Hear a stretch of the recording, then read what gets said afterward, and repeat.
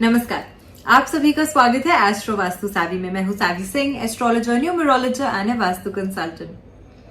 अक्सर आपने लोगों के घर में, उनके आंगन में या उनकी बालकनी में तुलसी का एक पौधा लगा हुआ देखा होगा।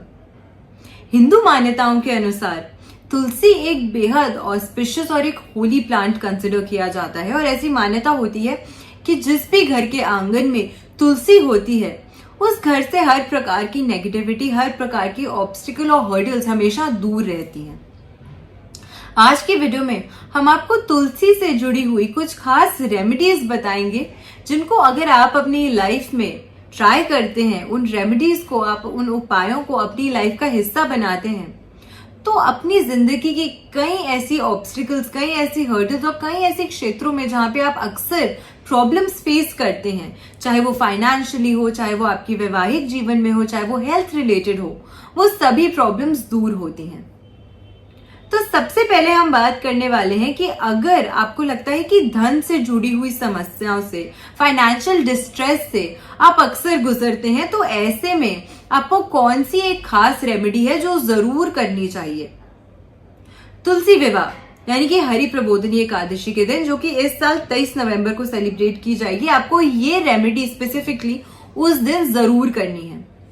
तुलसी विवाह के दिन जब आप शालिग्राम जी को तुलसी मैया के समक्ष उनके साथ में विराजित करते हैं, उससे पहले आपको इस रेमेडी को करना है।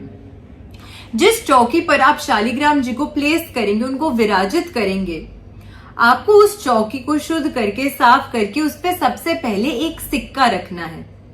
उसके बाद पीले रंग का आसन बिछाना है, थोड़े से अक्षत यानी कि चावल के दाने डालने हैं और उसके बाद उस सिक्के के ऊपर ही आपको श्री हरि विष्णु जी यानी कि इस शालिग्राम को प्लेस करना है। इसके बाद अच्छे से शुभ मुहूर्त में विधि पूर्वक आप अच्छे से पूजा कर सकते हैं, तुलसी विवाह को संपन्न कर सकते हैं। अगर आपको अभी तक डाउट है कि किस समय आपको, किस मुहूर्त में आपको ये पूजन करना है, तो वो सभी वीडियोस मेरे चैनल पे आपको मिल जाएंगी। उस वीडियो को देख के आप जान सकते हैं कि कौन सा शुभ मुहूर्त है जिसमें आपको ये पूजन करना है। उसके बाद में अगली सुबह जब आपकी पूजा समाप्त हो गई, आपकी पूजा खत्म हो गई, फिनिश हो गई, आपको वो जो सिक्का है वो वहीं रहने देना है रात भर, और अगली सुबह, अगली मॉर्निंग ब्रह्म मुहूर्त में आपको उठकर इस सिक्के को वहां से निकाल लेना है। एक साफ पीले कपड़े में आपको इस सिक्के को बांधना है और उसके बाद हल्दी की कटोरी में आपको इस सिक्के को दबा देना है। ये जो आपने पोटली सी बनाई है येलो कलर के कपड़े में, इसको आपको उसमें दबा देना है। इस छोटी सी हल्दी की कटोरी को आप अपने धन के स्थान पे रख सकते हैं, घर में जहां पे आपका लॉकर है, जहां पे आप पैसे रखते हैं, या फिर अपने बिजनेस प्लेस में, अपनी जॉब प्लेस में, जहां पे आप पैसा रखते हैं, वहां पर आप इसे प्लेस कर सकते हैं। जो भी फाइनेंशियल ऑब्स्टिकल्स, जो भी फाइनेंशियल स्ट्रगल्स आप फेस कर रहे हैं, वो सभी दूर होंगी। इससे आपका जुपिटर भी एनहांस होता है और एस्ट्रोलॉजी में जुपिटर जो है वो खजांची है यानी कि ट्रेजरर है। तो जो भी धन से जुड़ी हुई आपकी समस्याएं हैं वो सभी दूर होंगी। अगली हम बात करते हैं कि संतान प्राप्ति के लिए आप चाहते हैं कि आपकी लाइफ में भी, अब आपकी फैमिली में भी एक छोटा सा बेबी, एक सुंदर सी संतान आए। अभी तक आप संतान सुख से वंचित हैं, तो ऐसे में आपको किस प्रकार से रेमेडी करनी चाहिए जिससे आपकी लाइफ में भी वो संतान की और वो चाइल्ड की जो हैप्पीनेस आप चाहते हैं आए, वो शीघ्र आए, वो जल्दी आए। आपको पारिजात का फूल, या फिर जिसे हर श्रृंगार के नाम से भी जाना जाता है, ये फूल आपको 5 फूल लेने हैं। इसके पूर्णिमा के दिन आपको ये जो 5 फूल हैं आपको तुलसी के गमले में आपको दबा देने हैं। तो आप थोड़ा सा पहले अगर इन फूलों को ले आते हैं अपने घर पे, तो इन फूलों को आपको अपने घर के मंदिर में रखना है। अगर आपके घर पे कृष्ण जी हैं या लड्डू गोपाल हैं, तो उनके समक्ष आपको रखना है इन पुष्पों को। पहले जब वो पुष्प वहीं पर ही होते हैं, मंदिर में ही, वहां पर ही लड्डू गोपाल जी के समक्ष बैठकर आपको संतान गोपाल का जो पाठ है, जो मंत्र है, वो करना है।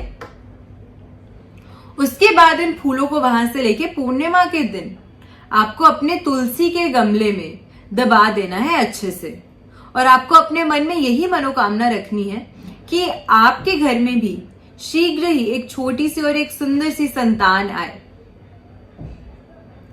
अगली हम बात करते हैं, अगर मन चाहे जीवन साथी से शादी की या विवाह की आपकी मनोकामना है, तो ऐसे में आपको किस प्रकार से एक स्पेशल रेमेडी करनी चाहिए ताकि जिससे आप प्यार करते हैं उनके साथ आप एक अच्छे हेल्दी रिलेशनशिप में बन सके और साथ के साथ ये जो रिलेशनशिप है वो हमेशा स्ट्रांग रहे, मजबूत रहे, उसमें कभी भी किसी भी प्रकार की समस्या या प्रॉब्लम ना आए।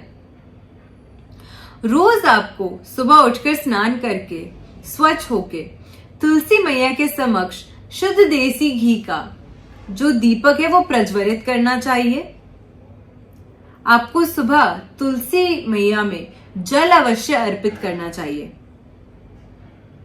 अगर किसी कारण से सुबह आप दीप प्रज्वलित नहीं कर पा रहे हैं तो शाम के समय आपको संध्या के समय सनसेट के टाइम पे इस दीप को जरूर प्रज्वलित करना चाहिए। अगर आप ऐसा करते हैं तो इससे तुलसी मैया जो है वो बहुत ही ज्यादा प्रसन्न होती हैं। शाम के समय जब आप तुलसी मैया के समक्ष दीप प्रज्वलित करते हैं शुद्ध देसी घी का, उसके बाद में आपको उन्हीं के समक्ष बैठकर महाप्रसाद जननी इस तुलसी मंत्र का आपको खुद उच्चारण करना चाहिए। अगर आपको लगता है कि आपसे बोलने में कहीं ना कहीं गलती हो सकती है तो आप ऑडियो से भी इस मंत्र को प्ले कर सकते हैं, लेकिन पहला प्रयास यही कीजिएगा कि आप खुद से उच्चारण करें इस मंत्र का, आप खुद से इस मंत्र को बोलें।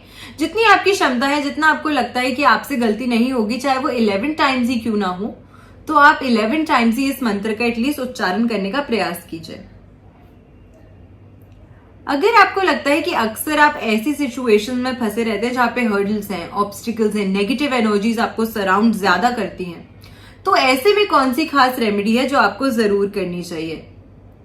अगर आपके घर में कभी भी तुलसी की टहनी जो है वो सूख गई है या तुलसी अक्सर आपके घर में सूख जाती है, तो ऐसे में अगर अभी आपके घर में कोई सूखी हुई तुलसी है तो उसकी आपको 7 टहनियां लेनी है।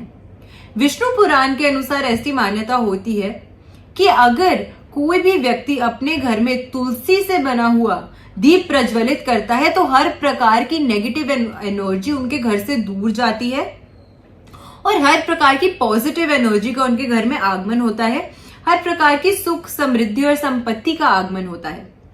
तो ऐसे में आपको 5 या 7 टहनियां लेनी है सूखी हुई तुलसी की। उनको आपको एक सफेद सूत में बांधकर उसकी एक जोत बनानी है और उस जोत को आपको शुद्ध देसी घी में डिप करके उसके बाद आपको ये जो दिया है वो प्रज्वलित करना है अपने घर के मंदिर में। इस प्रकार से अगर आप इस रेमेडी को करते हैं तो हर प्रकार की सुख, समृद्धि और संपत्ति आपके घर में अवश्य आती है।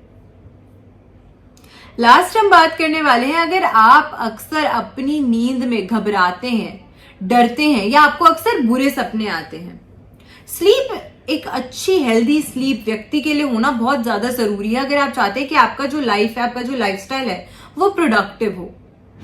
अगर आपकी नींद पूरी नहीं होगी, आपकी बॉडी हमेशा लेजी महसूस करेगी, थका हुआ महसूस करेगी, कभी भी मानसिक और शारीरिक रूप से आप बहुत ही ज्यादा हेल्दी नहीं महसूस करेंगे।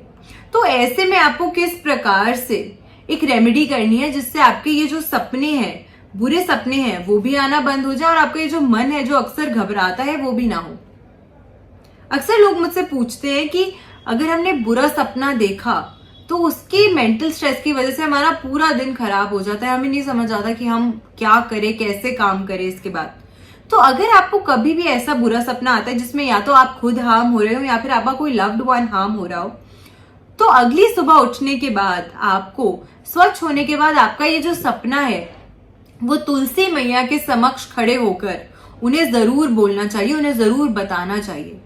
ऐसी मान्यता है कि अगर आप ऐसे अपने स्वप्न की बात, अपने सपने की बात तुलसी मैया तक पहुंचाते हैं तो उस सपने का जो दुष्प्रभाव होता है, जो इम्पैक्ट होता है, जो नेगेटिव इम्पैक्ट होता है वो आप पर नहीं पड़ता है।